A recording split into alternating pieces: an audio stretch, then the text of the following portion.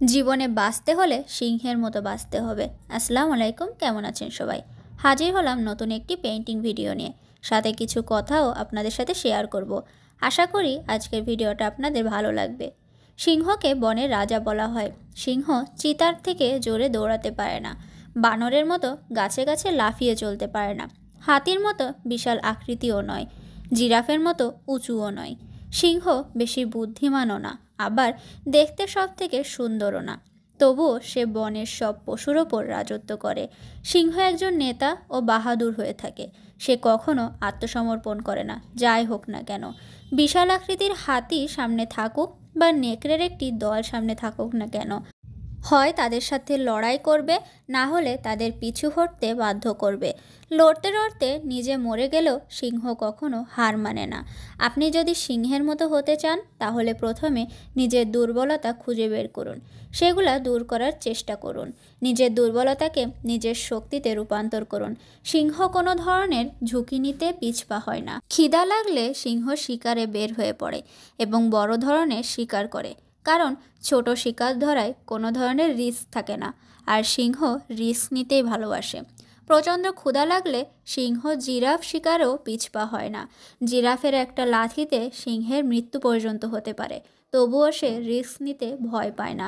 আপনার মধ্যে যদি সফলতার খিদা থাকে, তাহলে সেই খিদা মেটানোর জন্য রিস্ক তো নিতেই হবে। সিংহের মতো হতে চাইলে তার মতো রিস্ক নিতে শিখুন। সিংহ নিজের উপর সম্পূর্ণ নির্ভরশীল। বনের মধ্যে সিংহই একমাত্র পশু যে স্বাধীনভাবে ঘুরে বেড়ায়, তার নিজের ওপর বিশ্বাসেরই জন্য।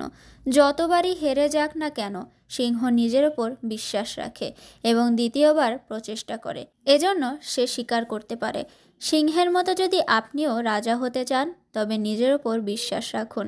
এজন্য নিজেকে শারীরিক এবং মানসিকভাবে শক্তিশালী করে তুলুন। কোনো কাজ যখন নিজের ওপর বিশ্বাসের সাথে করবেন, তখনই আপনি সফল হতে পারবেন। সিংহ খুব শক্ত করে নিজের শিকার ধরে। সিংহ যদি একবার তার শিকারের গলায় কামড় দিয়ে ধরে, তবে ততক্ষণ পর্যন্ত তাকে ছাড়ে না, যতক্ষণ না শিকারের প্রাণ বের হয়ে না যায়। আপনাকেও সফলতার শিকারকে শক্তভাবে ধরতে হবে।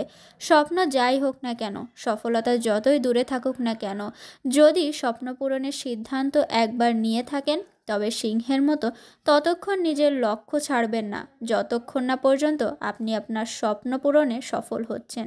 আপনি যে স্বপ্ন দেখছেন, তার জন্য প্রথমে নিজেকে প্রশ্ন করুন সেটা আপনার জন্য উপযুক্ত কিনা। কথা বলতে বলতে আমার আজকের পেন্টিংটাও প্রায় শেষের পথে। ডাইরেক্ট কালার দিয়ে ফ্লাওয়ার পেন্টিংটা আপনাদের কাছে কেমন লাগলো অবশ্যই কমেন্টের মাধ্যমে জানাবেন। ভিডিওটা যদি ভালো লেগে থাকে, তবে আপনাদের পরিচিতদের মাঝে শেয়ার করতে পারেন। আমার পেজে নতুন হয়ে থাকলে লাইক ও ফলো দিয়ে পাশে থাকবেন। আজকে এ পর্যন্তই, ভালো থাকবেন সবাই।